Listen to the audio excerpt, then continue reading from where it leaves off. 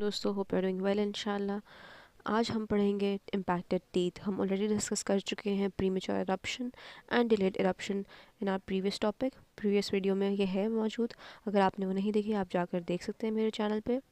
And impacted teeth आपके clinical work के हवाले से बहुत ज़्यादा इंपॉर्टेंट है और ये आपके हर जगह काम आएगा डेंटिस्ट्री में इंशाल्लाह। तो आपने इसे गौर से सुनना है। आज हम डिस्कस करेंगे कि इम्पैक्टेड टीथ होते क्या हैं, उनके कॉजेज़ क्या हैं, फीचर्स क्या हैं और क्या उनकी टाइप्स हैं।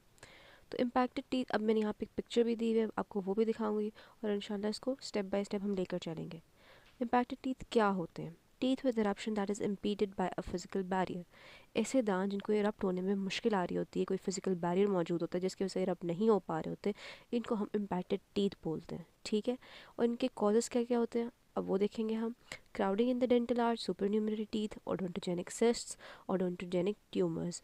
अगर दांत आपके बहुत ज़्यादा क्राउडिंग है डेंटल आर्च में, तो भी इस तरह के दांत जो इरप्ट नहीं हो पाते due to a lot of crowding, उनको भी हम इम्पैक्टेड टीथ बोलते हैं। अगर सुपर न्यूमेररी दांत यानी एक्स्ट्रा दांत अगर आपके आर्च में मौजूद है, तो भी जो दूसरे दांत है जिन्होंने इरप्ट होना है अभी, फर्स्ट या थर्ड मोलर्स हैं, तो उनको मुश्किल आएगी पेश होने में क्योंकि स्पेस ही नहीं होगी।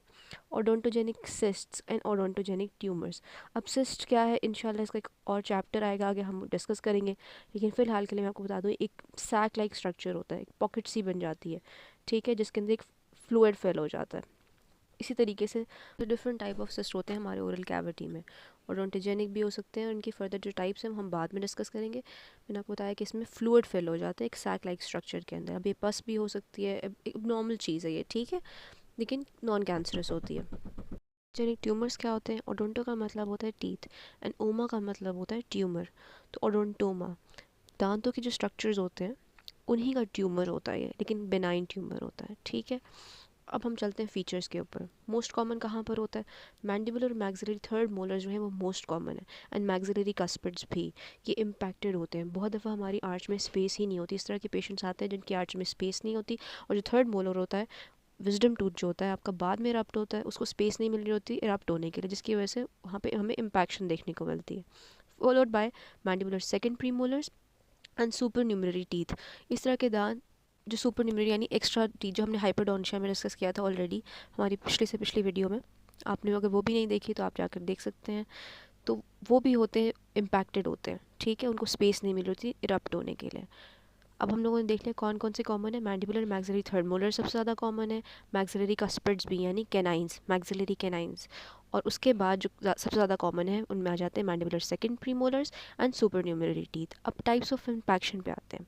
थर्ड मोलर्स की इम्पैक्शन की मैंने एक पिक्चर भी डाली है आप लोगों के लिए। कौन कौन सी टाइप्स है इम्पैक्शन की? एक होती है वर्टिकल इम्पैक्शन, दूसरी हॉरिजॉन्टल इम्पैक्शन, फिर मीजियल और डिस्टल इम्पैक्शन। आप इस तरीके से याद रख सकते हैं, मीजियो angular, डिस्टो angular, horizontal and vertical. Vertical में दांत बिल्कुल सीधा होता है, जिस तरह से यहाँ पे इस पिक्चर में मैंने आपको दिखाया है, ये देखें, सेकेंड मोलर है ये, और ये थर्ड मोलर है जो कि रप्ट होने की कोशिश कर रहा है, लेकिन वो सेकेंड मोलर को हिट कर रहा है एक तरीके से, ठीक है, ये, और है भी वर्टिकली। अब आ गया मीजियल इम्पैक्शन। मीजियल में क्या है, वो मीजियली टिल्टेड होता है टुवर्ड्स द सेकंड मोलर, उसका फेस किसकी तरफ होता है? सेकंड मोलर की तरफ होता है। लेकिन डिस्टल इम्पैक्शन में it is facing away from the second molar, ठीक है, डिस्टली टिल्टेड होगा। एंड हॉरिजॉन्टल में वो नीचे लेटा हुआ है, ठीक है, ये होती है horizontal impaction. Now will move forward.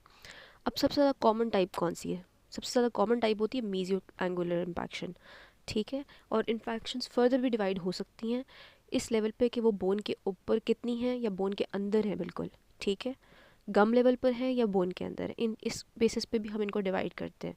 इनमें अब दो तरह की आ जाती है, एक कम्प्लीटली इम्पैक्टेड और दूसरी पार्शली इम्पैक्टेड। कम्प्लीटली इम्पैक्टेड में क्या होता है कि जो आपका इम्पैक्टेड दांत होता है वो कम्प्लीटली इनसाइड द बोन होता है, जिस तरह यहाँ पे इस पिक्चर में गिवन है। अब आप ये देख रहे हैं कौन सी इम्पैक्शन है, ये आपने मुझे कमेंट सेक्शन में बताना है। हम ऑलरेडी अभी टाइप्स डिस्कस कर आए हैं कि कौन सी टाइप्स होती है इम्पैक्शन की, हम जिसमें हमने चार देखी, एक थी मीसो एंगुलर, एक थी डिस्टो एंगुलर, एक थी वर्टिकल और एक थी हॉरिजॉन्टल। अब आपने मुझे कमेंट सेक्शन में बताना है कि कौन सी टाइप ऑफ इम्पैक्शन है कम्प्लीटली इम्पैक्टेड में, ठीक है। और दूसरा, अब हम आ जाते हैं पार्शली इम्पैक्टेड पे। इसमें भी आपने मुझे कमेंट सेक्शन में बताना है कौन सी इम्पैक्शन है। पार्शली इम्पैक्टेड में क्या होता है कि कुछ पार्ट जो होता है दांत का वो प्रेजेंट होता है inside the bone, and partly जो होती है ये सॉफ्ट टिश्यू में होती है, यानी गम्स वाले एरिया में होती है। लेकिन जब ये पार्टली बाहर आ जाता है तो यहाँ पे ये पेरिक्रोनाइटिस कॉज करता है, particularly third mandibular third molar के अंदर हमें देखने को मिलता है। अब क्या होता है पेरिक्रोनाइटिस? वहाँ पे दांत जो होता है आपका पार्शली इरप्ट हुआ होता है, यानी आधा इरप्ट हुआ होता है, और आधा उसका हिस्सा जो होता है बोन के अंदर होता है। वहाँ पे एक पॉकेट फॉर्म हो जाती है जिसके अंदर हमारा फूड डिब्रिस जाता है और वहाँ पे एक इन्फेक्शन कॉज कर देता है। ठीक है, इसको हम पेरिक्रोनाइटिस बोलते हैं इन ईजी वर्ड्स। अब आ जाते हैं एम्बेडेड टीथ। अब एम्बेडेड टीथ क्या होते हैं? ऐसे दांत जो कि फेल करते हैं to erupt for no apparent reason. कोई भी उनकी जो रीज़न होती है वो वाजे नहीं होती, बट वो इरप्ट नहीं हो पाते, दे फेल टू इरप्ट। इसको हम बोलते हैं एम्बेडेड टीथ। एम्बेडेड टीथ के बाद will see complications of impacted teeth. ये कौन कौन सी हम लोग को कॉम्प्लिकेशंस देखने को मिलती हैं ऐसे दांत जो इरप्ट नहीं हो पा रहे होते। ठीक है, रूट रिजॉर्प्शन देखने को मिलती है ऑफ एडजेसेंट टीथ। अब फर्स्ट क्या, एक मीजो एंगुलर इम्पैक्शन है। हम फिर से पीछे जाएंगे, आपको दिखाते हैं। अब ये है एक मीजो एंगुलर दांत। ठीक है, मीजो एंगुलर इम्पैक्शन हुई हुई है। आप ये देख रहे हैं इसके दांत, इसका जो ये क्राउन है सेकंड मोलर के क्राउन के साथ हिट हो रहा है, और ये रूट्स भी इफेक्ट हो रही हैं, ये देख रहे हैं आप। तो रूट रिजॉर्प्शन भी कॉज होती है, केरीज भी कॉज हो जाती है इसी वजह से, क्योंकि ये वाला दांत उस वाले दांत को हिट कर रहा है, पुश कर रहा है, वहाँ पे सही तरह से ब्रशिंग नहीं हो रही, वहाँ पे फूड डेब्रिस फंस रहा है। तो ये सारी कॉजेज़ हैं कि किस तरीके से यहाँ पे केरीज कॉज होता है, रूट रिजॉर्प्शन हो सकती है, इन्फेक्शंस हो जाते हैं जिसकी वजह से रूट रिजॉर्प्शन हो रही होती है। ठीक है, इन्फेक्शन से अभी मैंने आपको बताया पेन होगा ऑब्वियसली, एक चीज़ पुश कर रही है, अगेंस्ट जा रही है किसी चीज़ के, तो वहाँ पे पेन भी कॉज होगा, और एक गम टिश्यू आपका टेयर हो रहा है जब दांत इरप्ट हो रहा है। ठीक है, उसके बाद एक्सटर्नल रिजॉर्प्शन भी हो रही है इम्पैक्टेड टीथ की, और डेंटिजरस सिस्ट भी फॉर्मेशन। अब जिस तरह मैंने सिस्ट का आपको पहले बताया कि सिस्ट क्या होते हैं, एक हमने पढ़ा था अभी ओडोंटोजेनिक सिस्ट, अब आ गया डेंटिजरस सिस्ट। जो डेंटिजरस सिस्ट होते हैं वो पूरे आपकी क्राउन को कवर करते होते हैं, और इसको हम फर्दर इन डिटेल में इंशाल्लाह पढ़ेंगे जब हम इसकी वीडियो बनाएंगे, जब हम नेक्स्ट चैप्टर में मूव करेंगे इंशाल्लाह।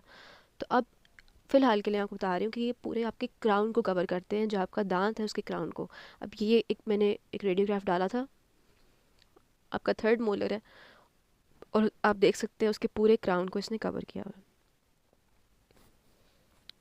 अब ये सारी इसकी कॉम्प्लिकेशंस थी, कौन कौन सी थी? रूट रिजॉर्प्शन हो रही थी, इन्फेक्शन था, पेन था, एक्सटर्नल रिजॉर्प्शन थी, डेंटिजरस सिस्ट की फॉर्मेशन थी। अब आप इसका एक शॉर्ट फॉर्म भी बना सकते हैं कॉम्प्लिकेशंस का, rest in peace, RIP।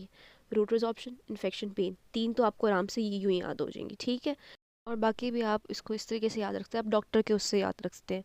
Rest in piece doctor, doctor D जो है वो डेंटिजरस सिस्ट हो जाएगा, एंड R जो होगा वो रिजॉर्प्शन। ठीक है, रेस्ट इन पीस डॉक्टर। तो ये आपके कॉम्प्लिकेशन आपको याद हो जाएंगे ईजीली। बाकी ये मैं मेंशन भी कर देती हूँ ताकि आपको भूले नहीं। आज के लिए इतना ही, अपना बहुत ख्याल रखें। अगर आपको अच्छी लगी वीडियो तो सब्सक्राइब करना ना भूलें, लाइक करें, शेयर करें।